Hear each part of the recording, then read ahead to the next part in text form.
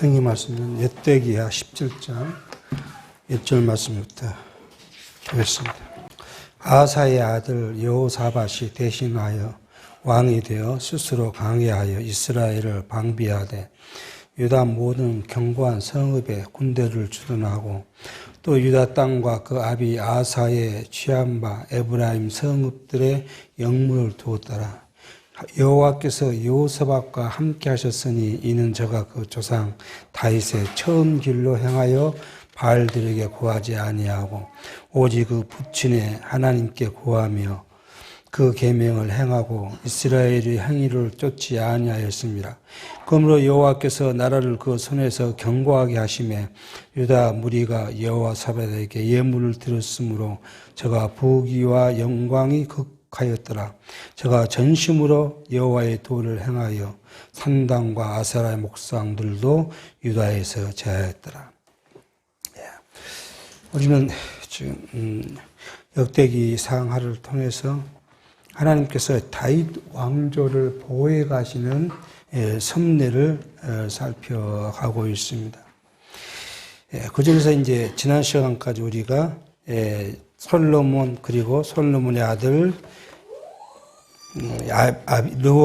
르호보암 때 남북으로 나눠진 그 나라가 이제 북이스라엘은 여로보암 나답으로 한 왕국이 망하고 그리고 이제 바사, 엘라, 시므리, 아합 이렇게 이제 해서 한 6대 6 왕들이 그 사이에 남쪽은 이제 솔로몬, 르호보암, 아비야, 아사까지 왔던 것을 저희가 이제 살폈습니다.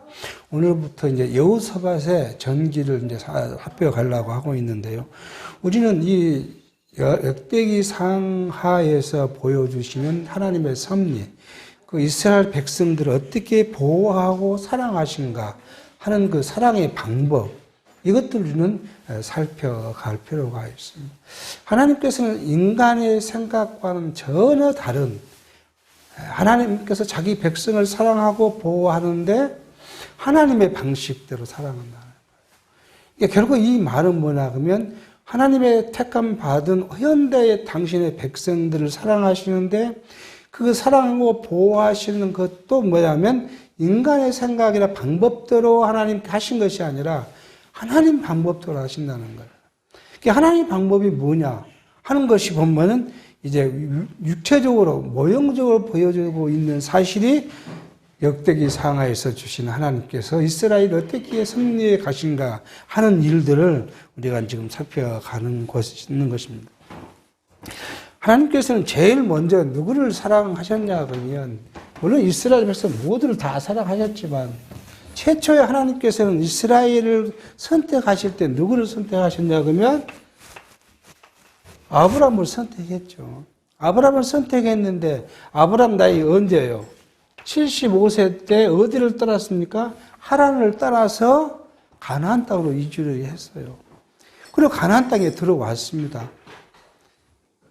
그러고 나서 가나안 땅 10년 후에 하나님께서는 아브라함에 나타나서 뭐냐면 너 자손이 하늘의 별처럼 땅의 모래처럼 많을 것이다 라고 약속을 했는데 시간이 지나도 뭐예요? 자식을 주지 않아요.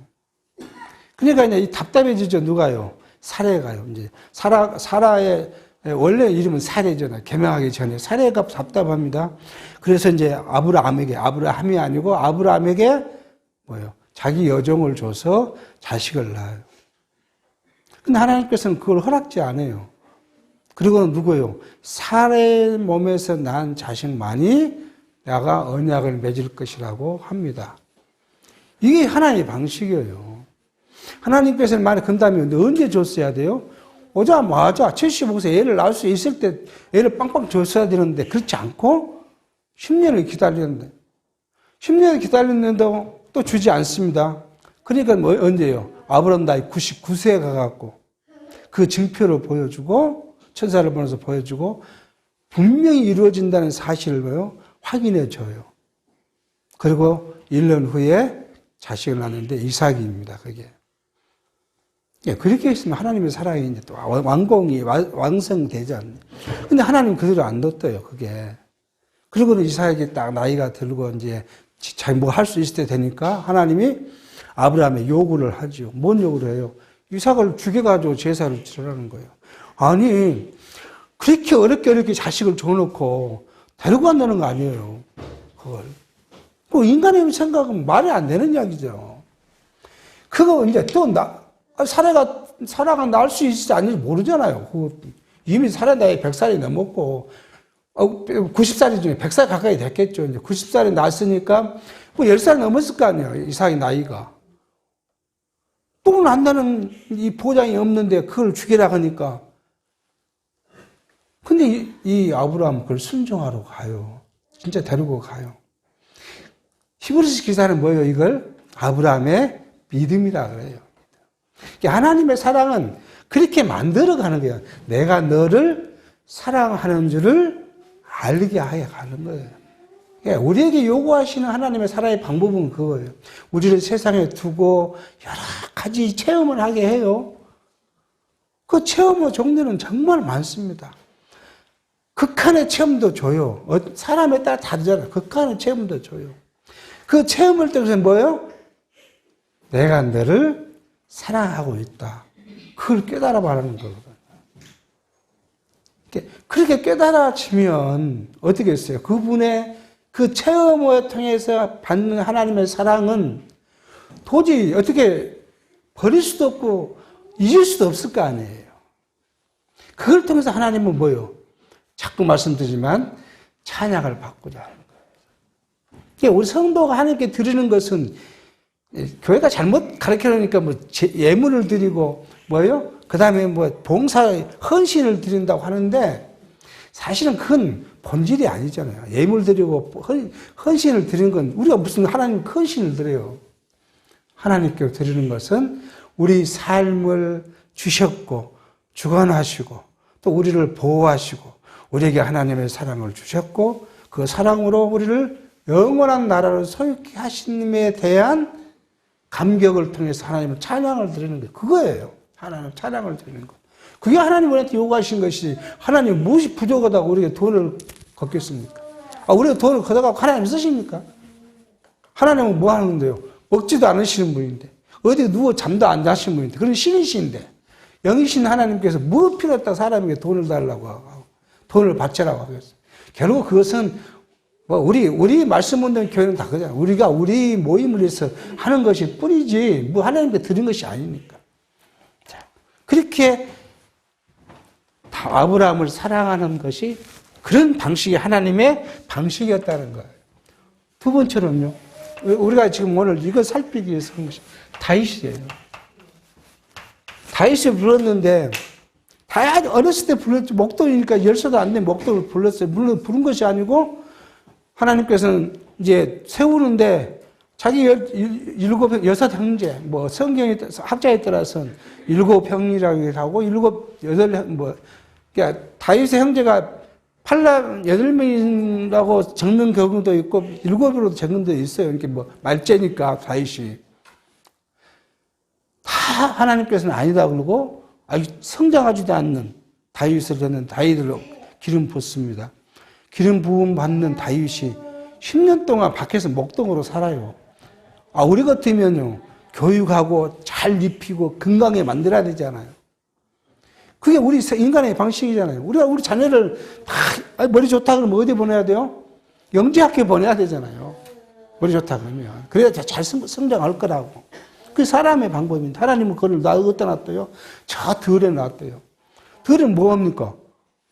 이 늑대와 사자와 이런 것들로부터 뭐요? 자기 양을 지키는, 생명의 위협을 느끼는 일을 하게 해요. 다윗을 통해서.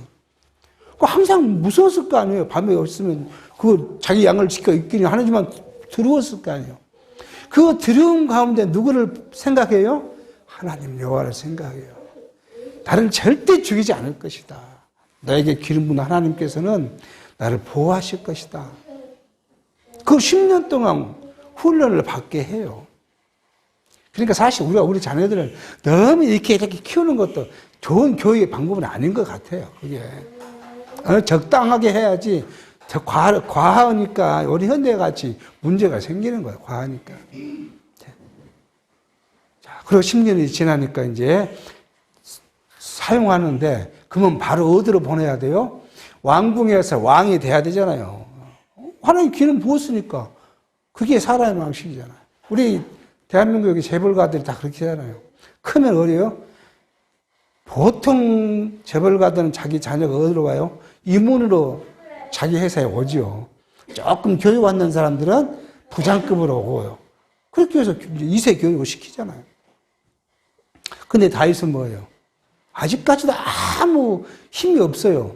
그리고 자기 전쟁이 났는데 자기 아버지가 아무 생각 없어요. 지금 다윗에 대해서는. 지금 10년간 그렇게 키웠는데, 야, 너 형님이 지금 전쟁터에 있으니까 잘 있는가 좀 보고 옷도 좀 갖다 주고 먹을 것도 좀 갖다 줘라. 제일 어린 애를 갖다가 전쟁터로 보는 거야. 전쟁하라는 건 아니지만 위험지구에 보낸 거 아니겠어요? 거기서 하나님 그때부터 사용하기 시작하는 거예요. 이게 하나님의 방식이에요, 이게. 우리를 세상에 두고, 우리가 생각해보면, 우리 세상에 뒀을 때 사단은 우리를 잡아먹으려고 난리를 칠 거 아니에요. 잘 왔다는데 너 혼자 있지? 근데 하나님 그 가운데 우리를 뒀는데, 그냥 둔 것이 아니라, 우리를 뭐같이요? 자기 눈꼭처럼 이렇게 쳐다보고 보호하고 있다고 성경은 이야기해요. 그래서 사단이 절대 건들 수 없게. 그게 하나님의 사랑 방식이에요. 다윗을 그렇게 한 다음에 왕위를 왔는데, 왕은 그런 것이 아니고 사울에게 장인한테 계속 죽음을 쫓겨도 그걸 10년 가까이 하게 해요. 그리고 나서야 어디까지요?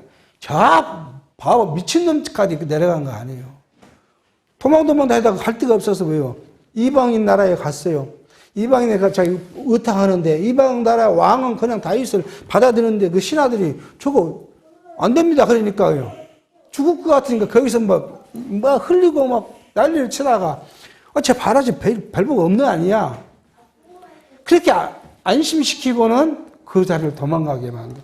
그리고 그렇게 하고 결국 왕을 만듭니다. 이게 하나님의 방식. 그런데 뭐요? 우리는 어디에 관점이 있냐 그러면, 하나님께서는 이 다윗에게 약속했던 그 약속이 우리는 항상 머릿속에 남아 있어야 돼요. 이게 이제 이 약속이 뭐예요? 사마 7장에서 있던 나와요.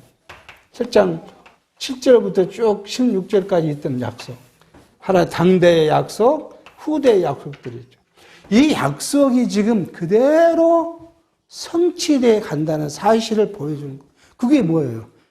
가장 큰 것이, 당대에 준 가장 큰 건 뭐예요? 다윗의 이름을 존귀케 해준다는 거 아니겠어요?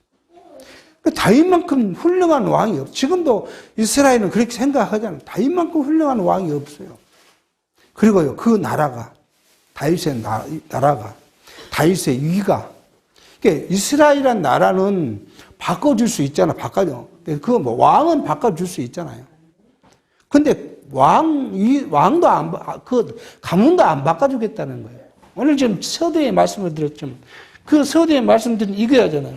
북이스라엘, 르호보암 때 있었던 이 북이스라엘의 여로보암은 바로 나답이라는 왕이 와서 바알을 죽게 만들고, 그 다음에 다른 왕이 생겨서 쭉 이렇게 갑니다. 이것도 6대 6 왕인데 길지 않아요. 그런데 이스라엘은 뭐예요? 이 다윗에게 한 약속대로 그 위가 영원할 것이다. 근데 이 다윗에게 약속은 어디에 근거를 갖고 있어요? 여기에 근거가 있어요. 야곱이 유다에게 한 말씀에 근거가 있어요. 너 다리 사이에서 나온 치리자의 지팡이가 어디에요? 홀이 실로가 오실 때까지 계속 될 것이라는 말씀이, 그 실로가 누구예요? 다윗의 가문의 피로 올 메시아, 그리스도가 올 때까지. 그러니까 이 왕국은 그리스도가 올 때까지 존속될 수밖에 없는. 이게 우리가 믿어지면 우리는 뭐예요? 하나님이 우리에게 주신 하나님의 은혜. 이제 신약 성경에 와서 우리에게 주신 은혜가 변함없이 이루어질 것이라는 사실을 확인할 수 있는. 그러니까 기쁨이 있고, 그러니까 내가 어떤 환경이 있어도 그걸 의지하고 이길 수 있는 그런 힘을 소유하게 하시는 겁니다. 이렇게 해서 이제 여호사밧이 왕이 됐어요. 여호사밧. 이때 당시 이제 왜 이걸 이야기하냐면 아합이라는 왕이 있었고요. 이게 이제 여호사밧이에요. 이 여호사밧이 또 하나님께 이제 어떤 사람인가? 자기 아버지는 누구예요? 아사였어요. 아사 왕이었는데 이 아사 왕이 어떤 사람이었는가? 이미 살폈잖아요. 이 아사는 왕이 되자마자 종교개혁을 일으킨 아주 훌륭한 왕이었어요. 근데 이 훌륭한 왕을, 이 아사를 하나님은 또 어떻게 만들어요? 바보로 만들어요. 바보로. 그러니까 어디를 돈을 주고 사요? 아람 베나다에게 돈을 바쳐갖고 그걸 의지하게 해요. 근데 하나님은 이게, 아니, 아사가 처음 종교개혁을 일으켰으니까 그대로 뒀으면 이 얼마나 멋진 왕으로 남겠습니까? 근데 그걸 갖다가 바보로 다시 만들어요. 그러니까 이런 역사 과정에서 보면 서두에 말씀드렸지만 하나님은 우리에게 뭘 주시냐 그러면 이 체험이라는 것을 줘요. 우리 육체 속에서 뭘 느끼게, 아예 안 느끼지 않으면 사실 알 수가 없어요. 느끼게. 체험하게 해요. 육체의 고통으로도 체험하기도 하고요. 아니면 우리가 육체의 영광으로 체험하기도 하게 하고요. 그런 걸 통해서 뭐요? 하나님과 나와 관계를 다 설정해 가도록 하나님 우리를 인도해요. 이게 하나님의 사랑의 방식이에요. 왜 하나님 나를 사랑할까? 아니, 사랑하면 왜 나를 이렇게 고통스럽게 만들지? 왜 나를 이렇게 힘들게 만들지? 다 우리 당해본 이야기예요. 근데 하나님의 사랑의 방식이에요, 그게. 그래서 우리는 그 어떤 상황이 돼도 하나님이 그것이 나를 사랑하는데, 왜요? 영원히 나를 버려버리지 않고, 성경 그렇게 이야기해요. 이게 이제, 이 고린도 후서 또는 이 빌립보에서 그래요. 이게 우리 개혁 성경은, 개혁 한국은 그 체험이라는 말을 쓰지 않았지만, 개정이나 한글 번역에서는 체험이라고 이야기해요. 그 우리가 체험을 받는데, 그걸 뭘 하기 위해서냐, 그러면 하나님께서 우리를 버리지 않는다는 사실을 체험하기 위해서 그걸 준다는 거예요. 그러니까 우리를 극한에 몰아놨는데, 어떻게 생각하면 우리 인간의 방식으로 보면 하나님 우리를 버려버리지 않는가 하는 생각을 가질 수 있겠지만, 그 자리를 못 밀어줬을 때, 그 자리로부터 벗어났을 때 어때요? 하나님이 나를 버리지 않고 사랑하고 나를 지켜주셨구나. 그걸 체험하도록 하기 위함이라고 이야기를 해요. 그러니까 우리가 매사의 모든 일에, 이제 복음서에서는 그걸 뭐라고요? 모든 것을 연합해서 우리에게 서로로 와준다는 거예요. 왜요? 궁극적인 것은 하나님의 사랑을 알게 했습니다. 그걸 지금 오늘 이 여호사밧의 이야기를 통해서 살펴가보고자 합니다. 아사의 아들 여호사밧이 대신해서 왕이 되고 강하게 돼서 이스라엘 방비를 했다. 그렇게 이야기합니다. 하나님께서 여호사밧에게 뭘 줬을까요? 우리는 여호사밧이 강하게 하나님께 여호사밧이 주는 게 첫 번째는 뭐예요? 이걸 우리가 생각해요. 하나님의 지혜. 하나님께서 여호사밧에게 하나님의 지혜를 주셨으니까 여호사밧은 하나님을 의지하고 스스로 강해져서 뭐예요? 나라를 잘 방비하게 했더라. 그걸 어디에서 찾아볼 수 있어요? 3절에서요. 여호와께서 여호사밧과 함께 하셨으니 이는 저가 그 조상 다윗의 처음 길로 행하여 바알들에게 구하지 아니었다. 그러니까 여호사밧은 지금 뭘 깨달은 거예요? 여호와께서 나와 함께 계시단다는 사실을 깨달으니까 오로지 그 뒤에 내려가면 뭐요? 6절에 저가 전심으로 여호와의 도를 행하여. 그러니까 여호사밧에게 하나님의 지혜를 주지 않았으면 여호사밧 똑같이 다른 왕들처럼 뭘 해요? 육체적 방법으로 나라를 다스리고 육체적 방법으로 나라를 견고히 세우려고 노력하고 그것을 위해 수고를 했을 거 아니에요. 근데 이 여호사밧 하나님을 주신 지혜로 말미암아 하나님을 의지하도록. 이제 기존 신학에서는 이 말을 어떻게 번역하냐 그러면 1절을 아사의 아들 여호사밧이 대신하여 왕이 되어 스스로 강하게 하여 이렇게 했으니까 뭐라고요? 여호수아가 스스로 강하게 했다는 거예요. 여호수아씨 지혜롭고 깨가 있고 뭐 그렇게 해서 나를 스스로 강했다. 그렇게 해석을 해요. 근데 이 해석은 뭐예요? 그 이하의 2절부터 6절까지의 말씀을 무시해버리면 그 말의 이야기가 되는 거죠. 근데 2절에서 6절까지의 말씀을 우리가 기억하면 여호사밧이 그냥 지어 스스로 혼자 한 것이 아니라 하나님께서 이를 주관해 가셨다는 사실을 성경은 재차 이야기하고 계신다는 것이죠. 그러니까 다윗이 처음 길로 행했다. 다윗의 처음 길은 뭐예요? 다윗이 범죄하기 전 뭐예요? 밧세바와의 관계가 있기 전 오로지 하나님만을 바라봤다. 그때처럼 여호사밧도 그렇게 하나님을 행했다. 그렇게 했더니 하나님께서는 여호사밧에 준 은혜가 있어요. 5절입니다. 여호와께서 나라를 그 손에게 견고하게 하심에 유다 무리가 함께 백성이 여호와 왕에게 예물을 드리고 그러니까 또 여호사밧은 거기에서 뭐가 있어요? 그런 경험을 하니까 더 확신이 생기니까 뭐예요? 여호와의 도를 행하는데 산당과 아세라 우상이죠. 다 제하해버렸다. 유다엔 하나도 남기지 않고 제했다. 그렇게 지금 이야기합니다. 그러니까 이것이 있어야 돼요. 체험 없는 신앙은요, 지식에 불과해요. 그러니까 우리 현대는 뭐야 하면, 우리 말씀 묻는 교회는 말씀 묻는 교회대로 성경 공부를 하는 거고, 기존 교회도 공부 많이 합니다, 지금은. 근데 기존 교회가 공부하는 패턴은 뭐냐, 그러면, 사람의 감정대로 공부를 해요. 큐티가 사람의 감정이에요. 오늘 내가 지금 되게 불편했어요. 불편하니까, 예를 들어서 집에서 싸웠어요. 불편해요. 불편한 마음을 갖고 있는데, 어쩌다가 성경을 이렇게 한번 보니까, 성경 한 구절이 눈에 싹 띄더라는 거 아니에요.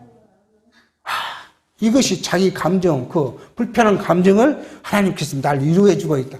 그렇게 이야기한 게 큐티예요. 물론 하나님의 말씀이 나를 위로하죠. 근데 그 성경이 오직 그걸 위해서 성경이 있는 것이 아니잖아요. 그렇게 가르쳐 놓으니까 뭐예요? 다 자기만을 아는 사람. 자기만을 위한 신앙. 타인도 필요 없어요. 그래서 뭐가 와요? 이제 가장 큰 게 기복신앙이 온 거 아니에요. 기복신앙. 같은 지체가 형제가 장사가 안 되든 망하든 상관없어요. 누가 되면요. 내만 잘 되면요. 그게 지금 기복신앙이에요. 그걸 못 받으면 뭣도 안 됐다고요? 구원도 안 받았다고요. 심지어 그런 교단도 있죠. 그럼 그 사람은 자기가 구원을 받았습니까? 평생 건강하고 살아야 되는데, 아빠 죽었는데. 말도 안 된 이야기를 거짓으로 가르친다는 거예요. 근데 이렇게 하나님께서는 우리에게 이런 체험을 통해서 주신 신앙은 뭘 보너스를 해야 돼요? 이 체험에다가 꼭 우리가 생각해야 돼요. 여기에 플러스하고 있는 건 뭐예요? 신지식. 하나님에 대한 지식. 이게 성경이잖아요, 성경. 우리가 다르게 말하면 바른 성경, 바른 지식을 갖고 있어야 잘못된 길로 가지를 않죠. 그래서 우리가 지금 말씀을 공부하는 이유가 여기 있는 거예요. 처음만 갖고 있으면 이상해요. 자, 제가 친구는 아니지만 선배이지만 같이 어떤 활동을 했으니까. 그분이 예수 지나고 한번 예수 왜 믿었느냐? 자기 첫째, 둘째가 중증 장애예요. 집에 키울 수도 없어요. 집에서 키울 수도. 그래서 어떻게 아는 사람을 해가지고 광주에 시설로 보냈어요. 근데 누가 그것을 이야기를 했는가 봐요. 교회에 와서 하나님께 구하고 그러면 하나님의 치유하심이 있을 것이다. 그래서 하나님의 치유하심을 받으려고 갔어요. 교회를 왔어요. 그전에는 이 교회를 안 다녔거든요. 치유하심 대신에 뭐냐면 그 애가 그런 교회의 어떤 지체의 어떤 안내로 광주의 시설에 보내지게 된 거예요. 그러고 예수 믿기 시작했어요. 근데 그거 한 20년 동안에 이 체험이 더 커요. 체험이. 그러니까 모든 일은 신비주의에 입각한 그런 이야기를 해요. 이거 없으니까, 이거. 그러다가 이분이 이제 장로가 됐어요. 교회 열심히 다니니까 장로가 됐어요. 장로가 돼서 이제 눈이 좀 그때부터 뜨기 시작해요. 이걸 알고자 하는. 지금은 이게 이 신비주의, 이 체험의 신비주의라는 게 얼마나 거짓이고 화상인가를 지금 이야기를 해 보니. 그래서 우리는 체험이 없이는 확고함이 없어요. 체험에 하나님에 대한 바른 지식이 플러스 되면 우리의 신앙은 반석 위에 올려놓을 수 있는 그런 사실이 되어지는 것이죠. 이러한 일들은 우리가 뭐예요? 다시 말씀드리면 이러한 여호사밧의 일들은 어디에 근거가 있어요? 이 앞에 다 근거가 되는 거예요. 이것이 없이는 여호사밧도 알 수가 없죠. 여호사밧도 이미 자기 선대로부터 왔던 모든 일들에 대해서 자기가 확인된 사실이기 때문에 하나님에 대한 신뢰 그리고 그에 대한 믿음이 확고했다.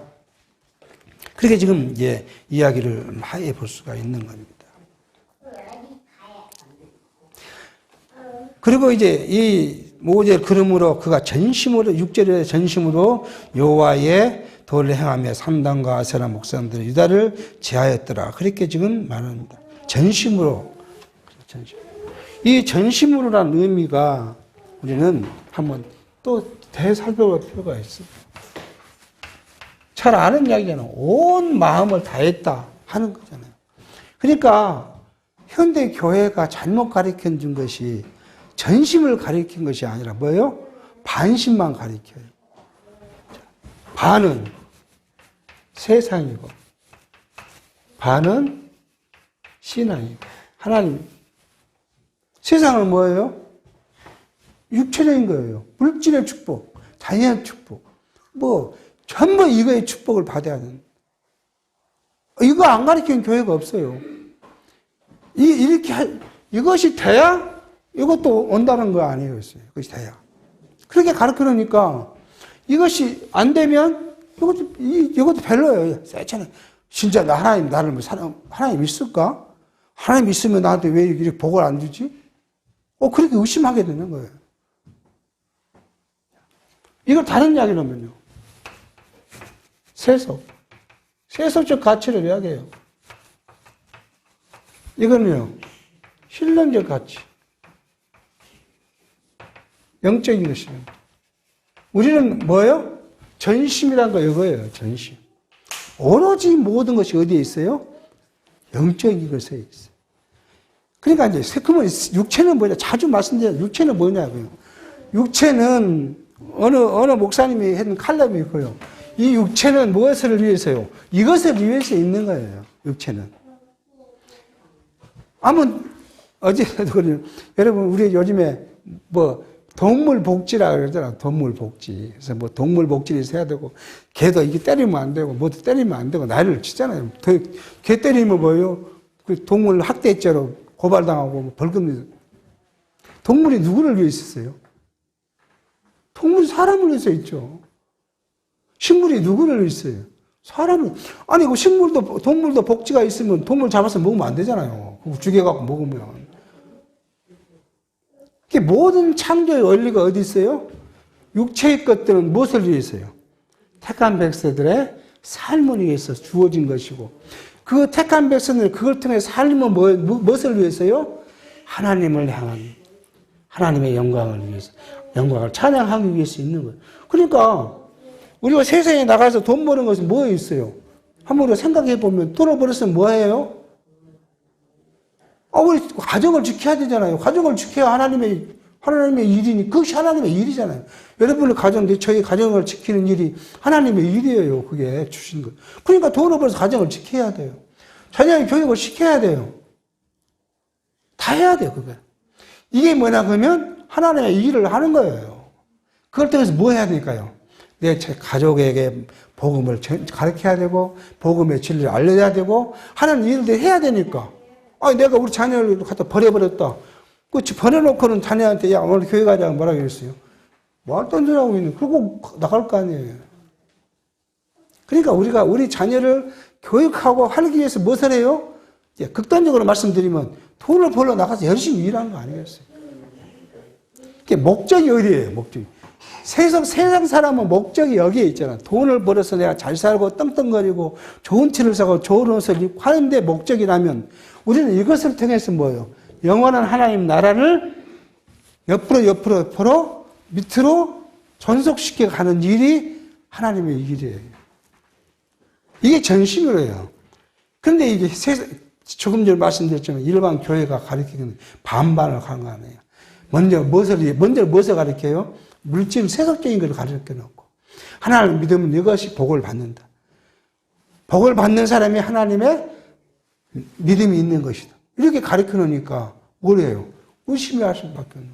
그러니까 열심히 교회 다니다가도 세상 것이 충족이 안 되면 뭐예요? 언제 내가 하나님이 있냐? 이거 버리고 할 수밖에 없는 거예요.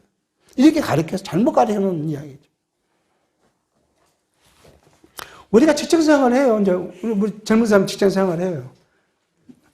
저도 한때 그렇게 생각했어요. 다.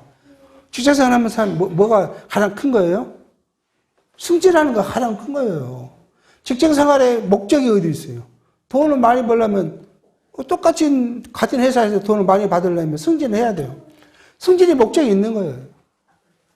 그렇게 살았어요, 저도. 그것이 복인 줄 알았어요. 일반 교단에서 있을 때.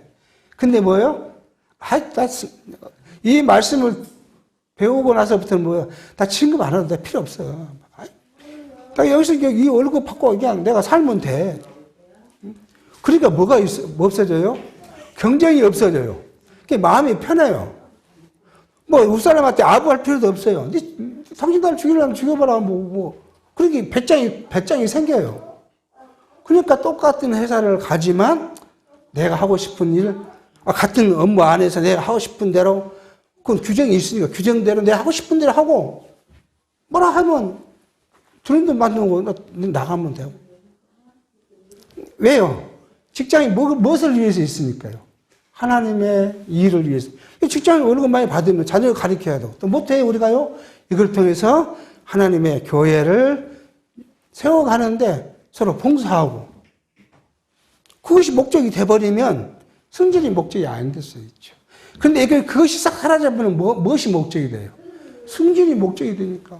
아부가 아침해야 되고, 비굴해져야 되고, 우리 다 어르신들은 직장생활 해봤잖아요. 비굴하지 않으면 승진이 됩니까? 우리 여자 집사님들은 그런 경험을 많이는 안 해보셨겠지만, 남자들이 참 그런 거 보면 직장에서 불쌍해요. 비굴하지 않으면 살아남지는 못해요. 비굴해야 되니까. 근데 여기서 뭐예요? 그런 걸 다 버리고 뭐예요? 하나님께서 해결해 주실 것이다.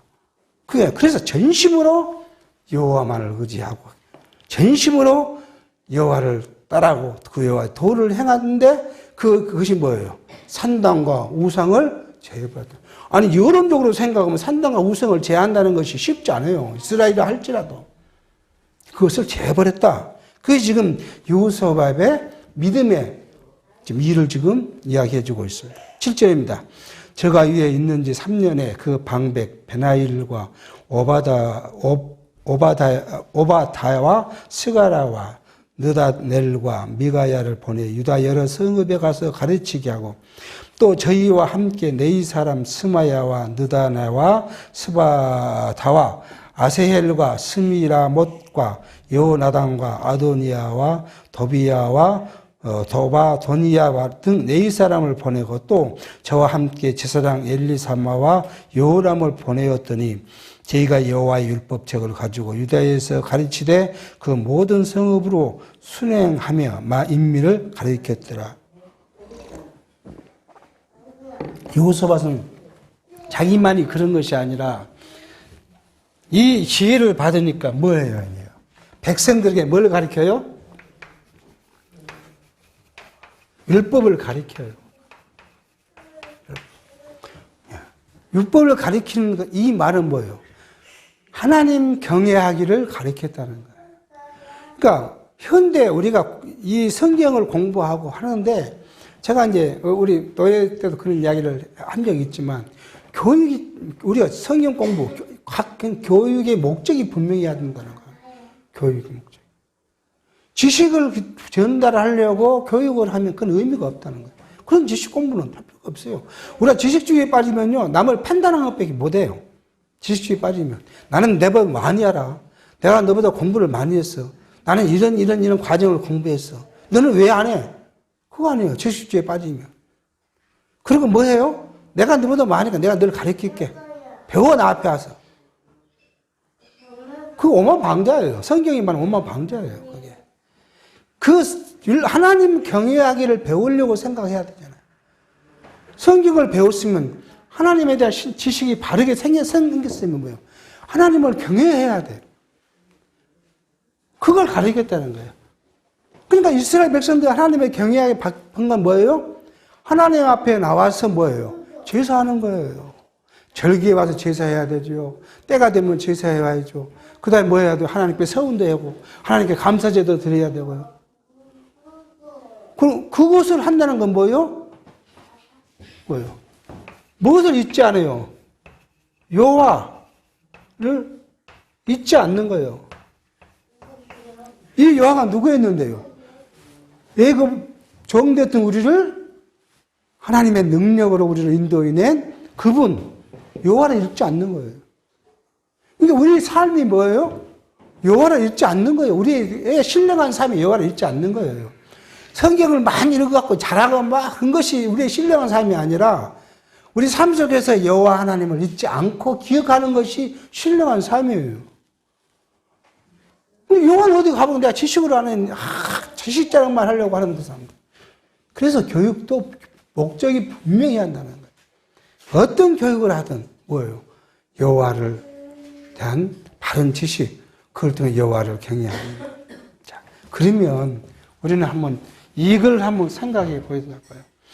자, 하나님 우리가 사랑해요. 하나님을 사랑하는데, 자, 우리 하나님을 사랑하기 전에 사람을 사랑해요. 제가 저희 아내를 사랑해요. 그러면 저희 아내를 얼마나 알았을까요? 중매를 해서 만났는데 얼마나 알았을까요? 별로 안 거 없어요. 어렸을 때 어떻게 컸고, 공부를 얼마나 잘했고, 그런 거 안 거 없어요. 그런 것을 잘 알아야. 너네 할아버지는 누구고, 너네 오대전은 누구고, 팔대전은 누구고, 무슨 배설을 해. 그런 거 알아야 사랑할 수 있는 건가요? 아니에요. 사랑한다는 것은 그 사람 자체를 보는 거예요. 자체를 사랑하는 거예요. 사랑하다 보고, 사랑하면서 같이 살다 보니까 뭐예요? 하나, 두 개 알아져 간 것이죠. 하나님을 사랑하는 방식이 그래요. 내가 이것을 공부를 많이 해서 하나님을 사랑하는 것이 아니라, 하나님의 사랑 때문에 뭐예요? 역으로, 내가 이거 알아가는 거예요. 그러니까 하나님을 사랑하는 걸 알았으니까 나타나는 표현이 있을 거 아니에요. 밖으로 나온 표현. 우리는 그거 생각해 봐야 돼요. 내가 하나님을 사랑한다, 믿는다, 하나님을 잘 믿고 있다, 예수를 잘 믿는다.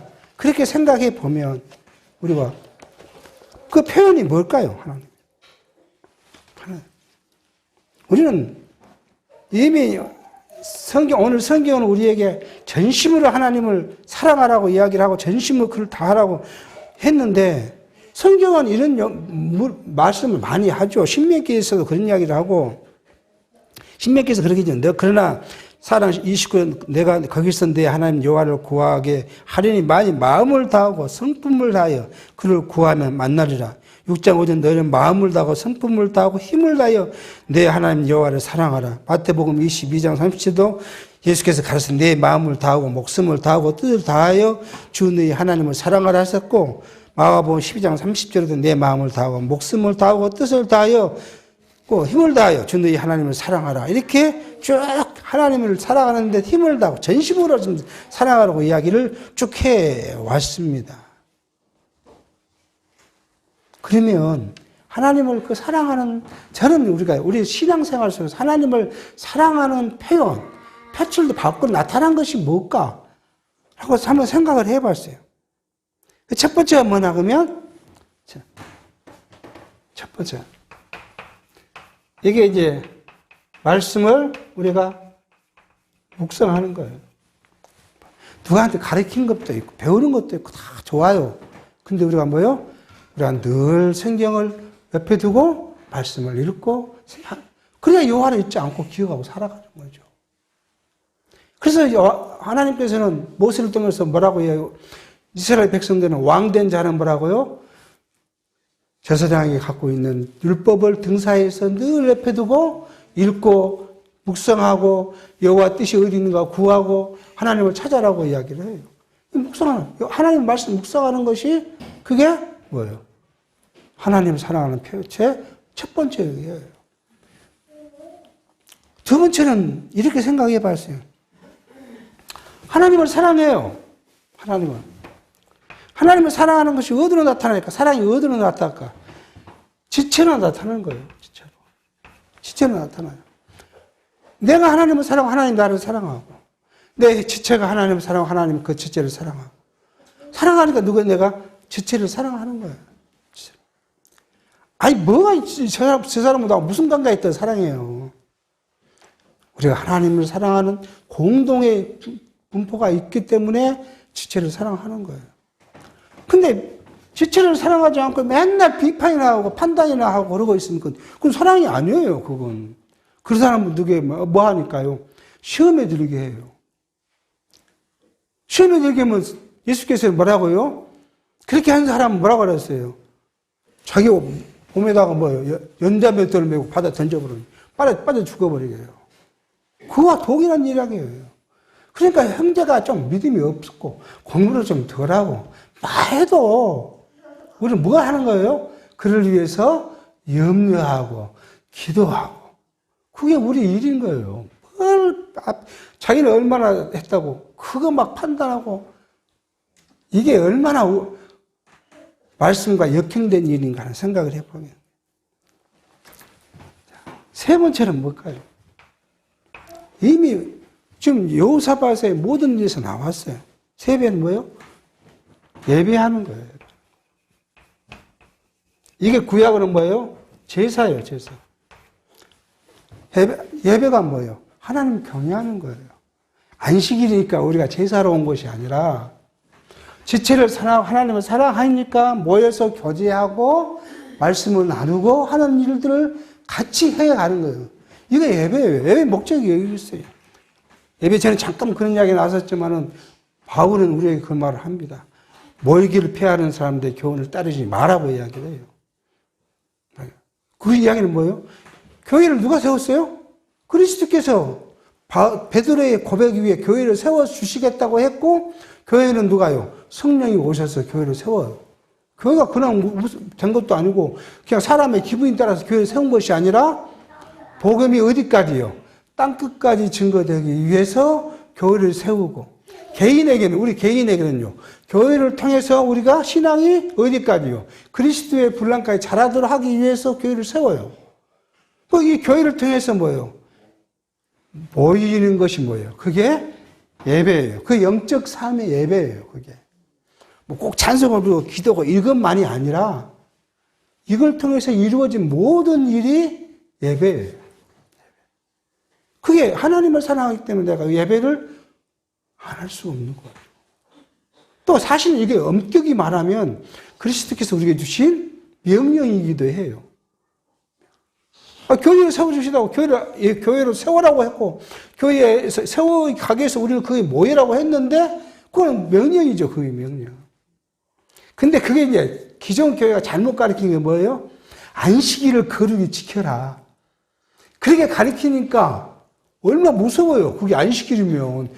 구약이 안식일 안 지키면 하나님의 저주가 바로 임하는데 잘못 가르쳐 놓으니까 그것을 개혁해야 되잖아요. 그래서 우리가 말씀을 듣게 박 목사님이 할 때 그거 아니다. 이게 안식일이 아니다. 그걸 강조한다는 게 조금 오버된 거죠. 이게 저는 바로 하나님을 사랑하는 그 사랑의 것이 육체, 외적으로 표출된 방식이라고 저는 생각을 해봐요. 그러니까 우리가 모이면 뭐예요? 지체와 교제하고, 어떤 성도가 슬픔에 있으면 위로하고, 어떤 성도가 기쁜 일이 있으면 축하해주고, 어떤 성도가 말씀에서 좀 떠나가면 붙잡고 기도하고 하는 것이고, 이게 다 예배예요. 하나님에 대한 사랑에 성도를 사랑하는 것이고. 그러기 위해서 우리가 뭐요? 하나님을 알아야 되니까 늘 묵상하는 것이고. 묵상이 여기는 뭐, 이렇지만 교육도 있을 것이고, 다 있겠죠. 그것이 하나님을 살아가는 방법이 아닌가. 이걸 지금 여호사밧은 이것을 위해서 사람들을 보내갖고 전국적으로 순회하면서 율법을 가리키고 여호와 경외하기를 가리켰다. 성경은 지금 그렇게 이야기하고 있습니다. 그러므로 우리는 여호사밧의 이제 전기와 후기가 다른데 그 전기를 보면서 우리의 신앙적 삶, 어떤 것이 바른가, 어디까지가 우리가 가져야 될 부분인가 하는 것들을 생각해 보는 것이 말씀을 공부하는 이유라고 이제 봐줄 수 있겠습니다.